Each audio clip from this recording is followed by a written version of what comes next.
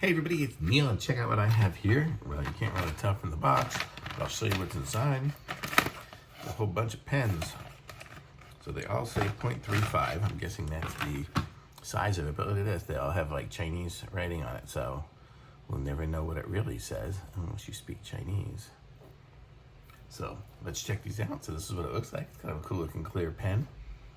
Just grab a piece of paper here. Got a paper. And it opens up. It's got a tiny little tip. I guess that's the tip is the .35. And let's just see.